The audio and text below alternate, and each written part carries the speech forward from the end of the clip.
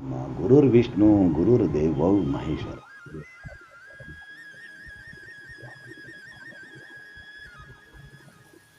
सांब सदाशिव।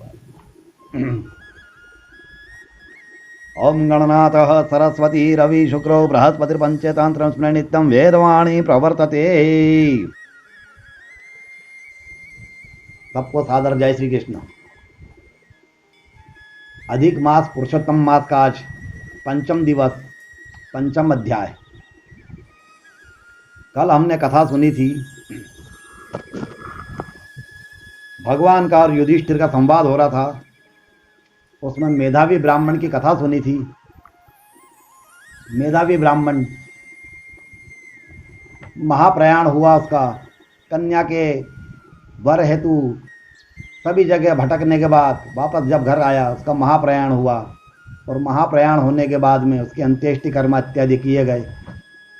उसके बाद उसी समय उसके सब कार्यक्रम होने के बाद में दुर्वासा ऋषि का आगमन होता है और उन्हें समाचार प्राप्त होता है कि उनका मित्र मेधावी महाप्रयाण हो गया, तो उसके आश्रम की ओर चल पड़े।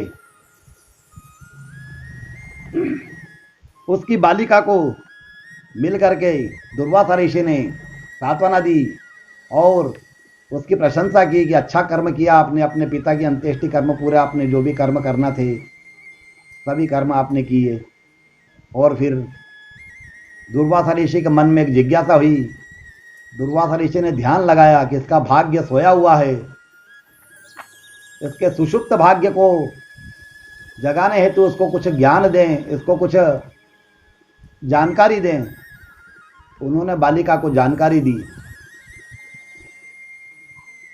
हे बालिके, तुम मेरे मित्र की बच्ची हो, बालिका हो, मैं तुम्हें एक उपाय बताता हूं जो तुम्हारा विवाह भी होगा और तुम्हारे सारे दुख दर्द, जो भी दुख है, कष्ट है, सारे दूर हो जाएंगे।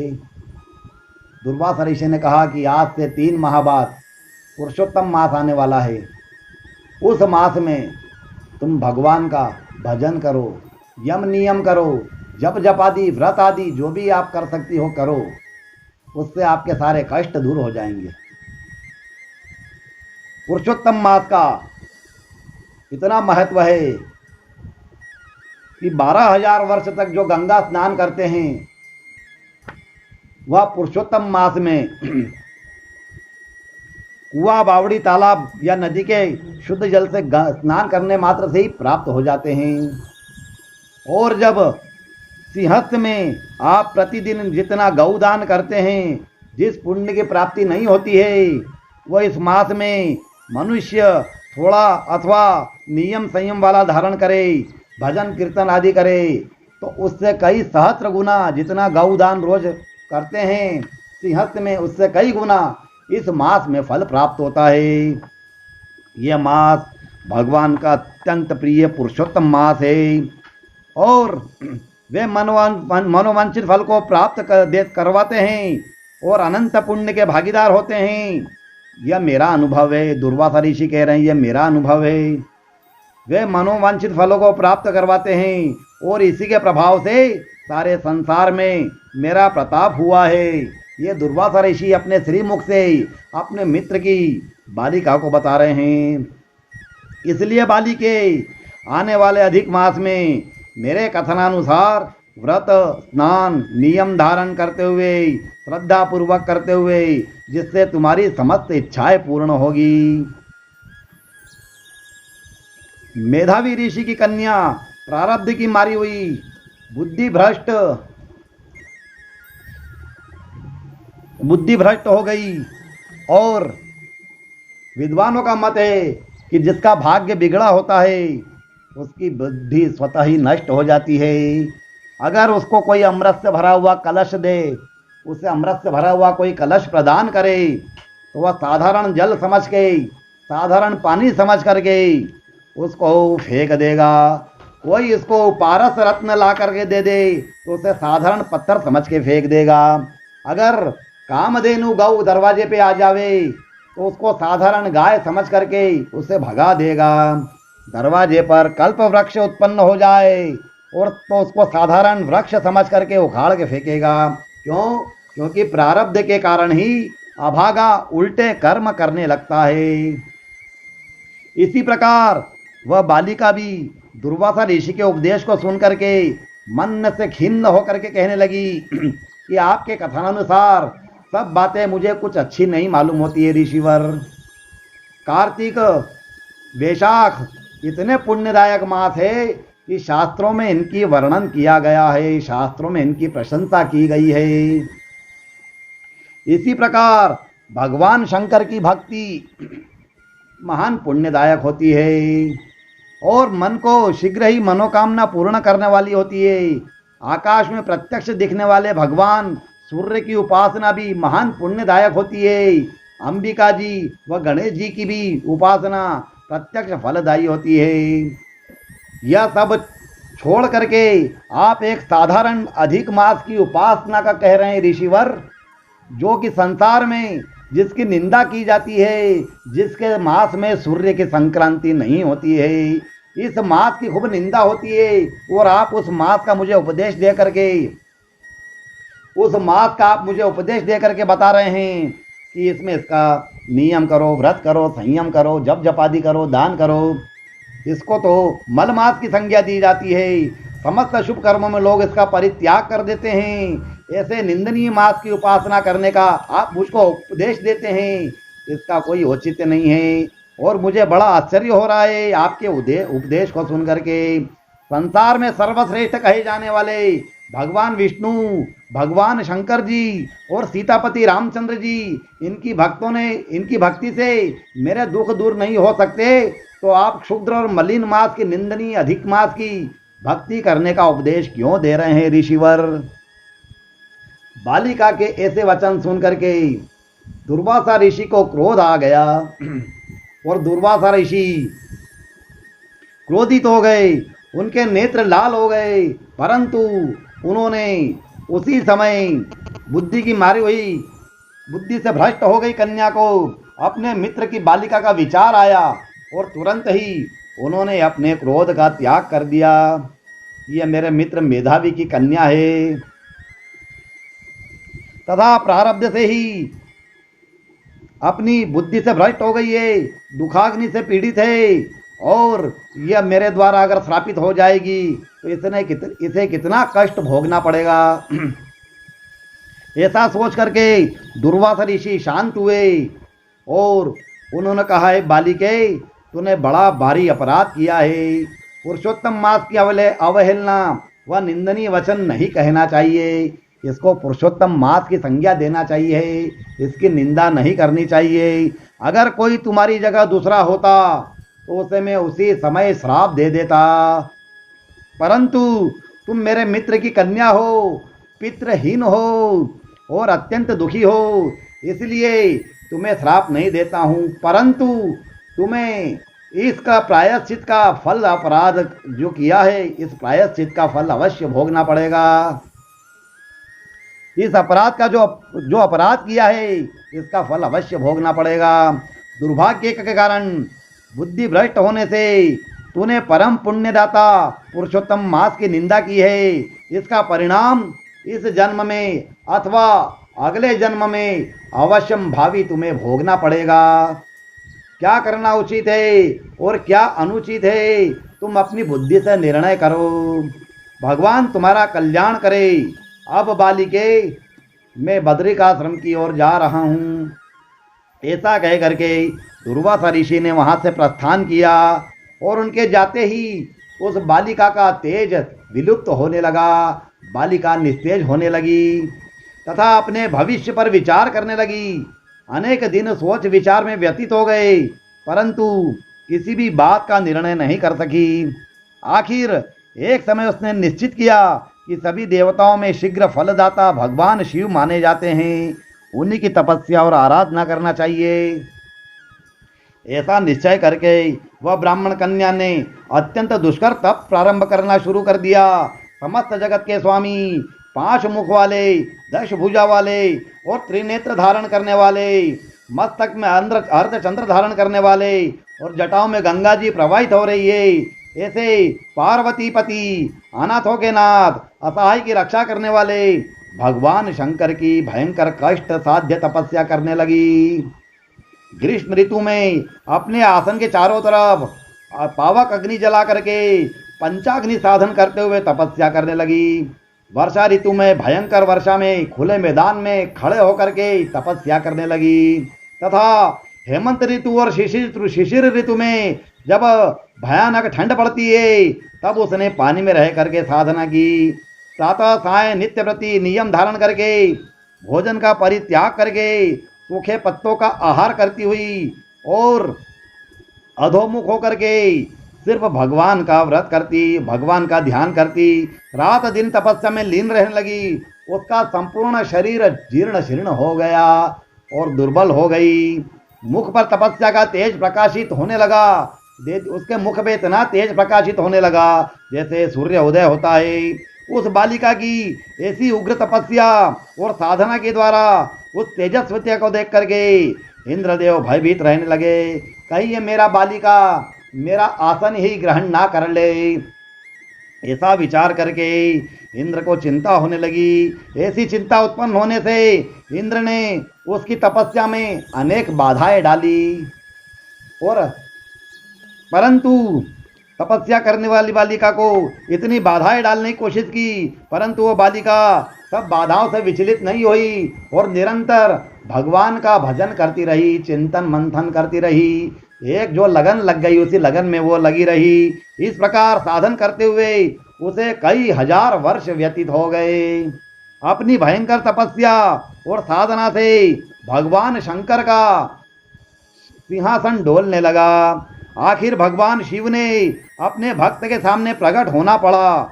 उस समय उनका स्वरूप अत्यंत प्रसन्न स्फटिक मणि के समान गौर वर्ण, 5 मुख वाले, 10 भुजा वाले, नीलकंठ और पिंगल जटा वाले, जिस जटाओं में गंगा जी बह रही थी और मस्तक पर चंद्र सुशोभित है, 3 नेत्रों वाले, गले में मुंडमाला, हाथ में त्रिशूल धारण कर हुए और व्याघ्र चमड़ से व्याप्त सारे शरीर में भस्म का लेपन, नाग की यज्ञोपवीत और अत्यंत तेजस्वी स्वरूप भगवान शिव प्रकट हो गए।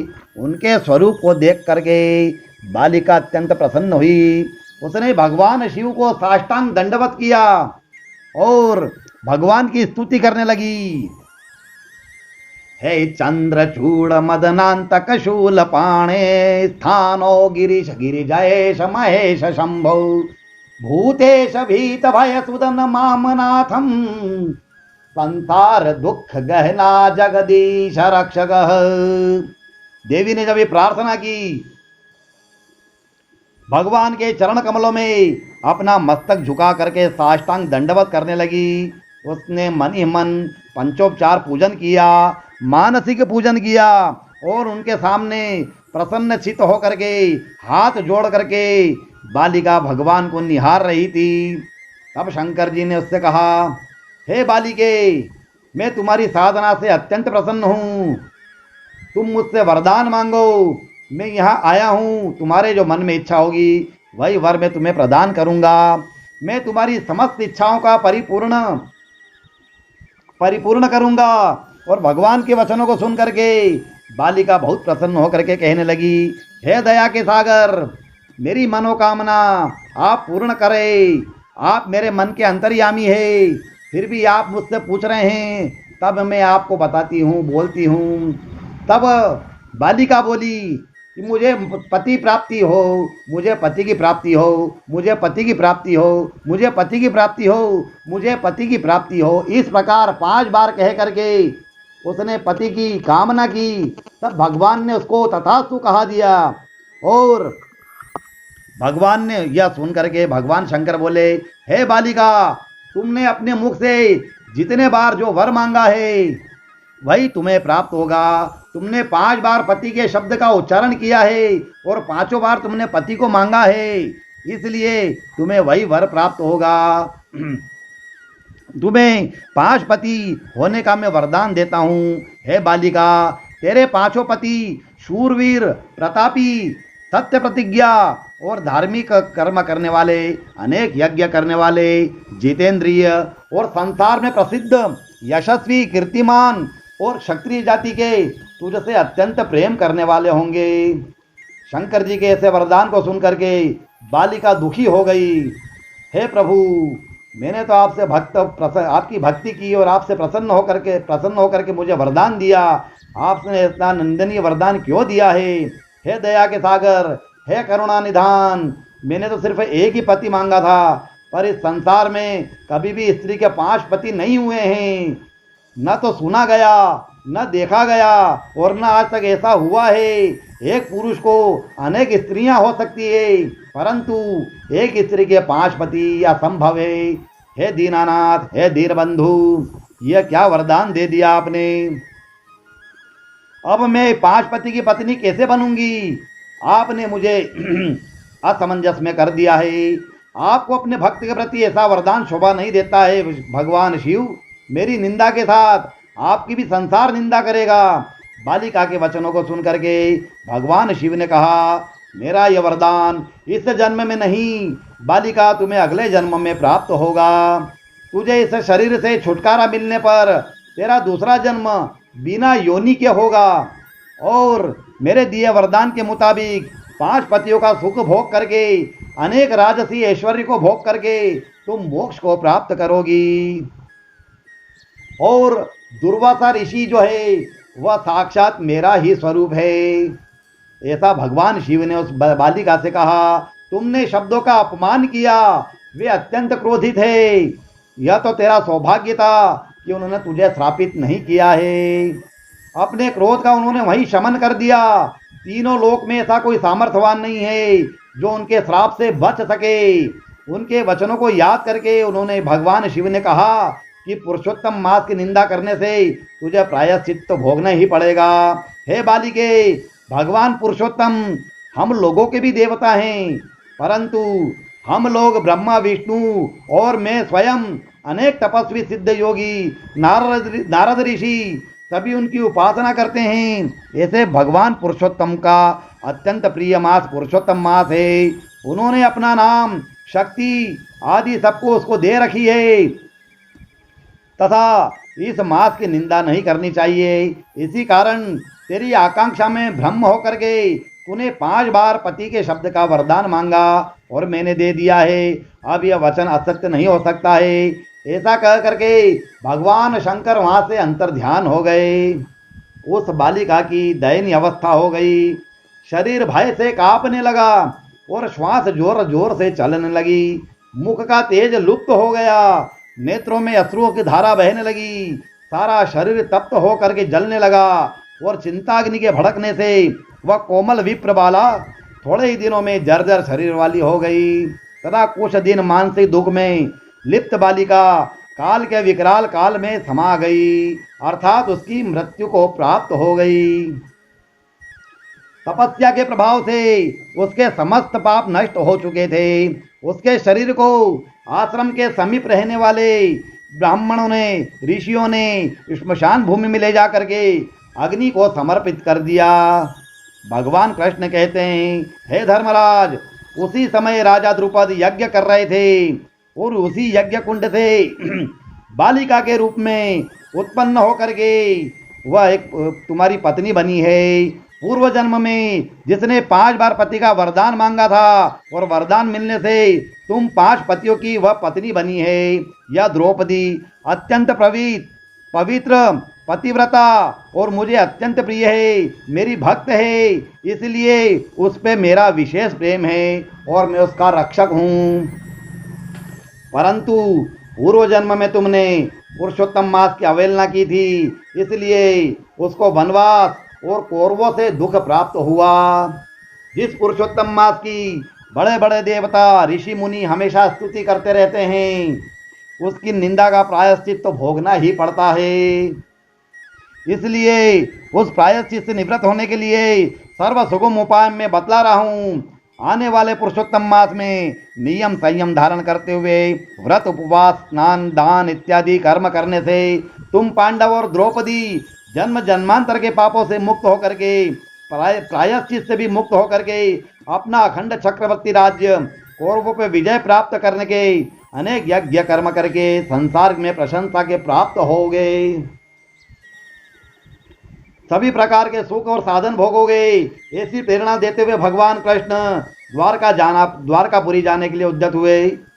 उनको रथ में बैठा करके समस्त पांडव प्रार्थना करने लगे, हे कृष्ण, आप हमारे स्वामी हो, आप हमारे रक्षक हो, हम आपके दास हैं। हमेशा इसी प्रकार हम पर कृपा दृष्टि रखना। और नेत्रों में अश्रु भर करके गले मिल करके उनको विदा किया। और उस समय पांडव वनवास भोग रहे थे। अनेक तीर्थ का भ्रमण करते हुए काफी समय व्यतीत हो गए। जब पुरुषोत्तम मास आया तब कृष्ण के वचनों का स्मरण हुआ और उनकी दी हुई प्रेरणा के अनुसार नियम संयम धारण करके नित्य प्रति स्नान व्रत मनन चिंतन करते हुए श्रद्धा पूर्वक पुरुषोत्तम मास को व्यतीत किया। और इस कर्म के द्वारा पांडवों को अनंत पुण्य की प्राप्ति हुई। द्रौपदी पुरुषोत्तम मास की अवहेलना करने के प्रायश्चित से मुक्त हो गई। उसके प्रभाव से उन्होंने शत्रुओं पर विजय प्राप्त करके अपना राज्य प्राप्त किया और संसार में उत्तम पराक्रम प्रशंसा को प्राप्त करके अखंड चक्रवर्ती राज्य किया। अनेक यज्ञों को करके पुण्य के द्वारा मोक्ष को प्राप्त किया। और इसी प्रकार सूर्यवंश में उत्पन्न राजा धृढ़धनवा ने भी भगवान पुरुषोत्तम की आराधना करके संसार में अनेक सुखों को भोग करके मोक्ष पद को प्राप्त किया था। इस मास में तुलसी का बड़ा महत्व है। तुलसी का भी दान होता है। तुलसी का रोज जल का सिंचित करे, जल से उसको सिंचित करके रोज तुलसी को दीपक लगावे, भगवान के भोग में तुलसी धरे। तुलसी का दान अवश्यम भावी होता है। कोई भी स्त्री या कोई भी पुरुष तुलसी का दान करे, तुलसी का दान का महादान होता है।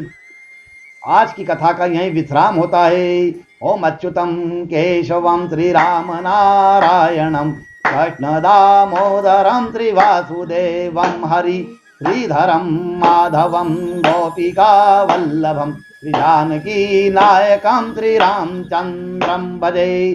श्री जानकी नायकम श्री रामचंद्रम भजे। श्री कृष्ण गोविंद हरे मुरारी, हे नाथ नारायण वासुदेव।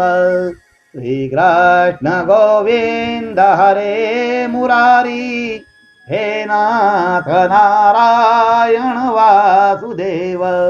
हे नाथ नारायण वासुदेव, हे नाथ नारायण वासुदेव। श्री कृष्ण गोविंद हरे मुरारी, हे नाथ नारायण वासुदेव। श्री कृष्ण गोविंद हरे मुरारी, हे नाथ नारायण वासुदेव। हे नाथ नारायण वासुदेव, हे नाथ नारायण वासुदेव। श्री कृष्ण गोविंद हे नाथ नारायण वासुदेव। अच्युतम केशवम श्री राम नारायणम कृष्ण दामोदरम श्री वासुदेवम हरि श्रीधरम माधवम गोपिका वल्लभम श्री जानकी नायकम श्री रामचंद्रम भजे।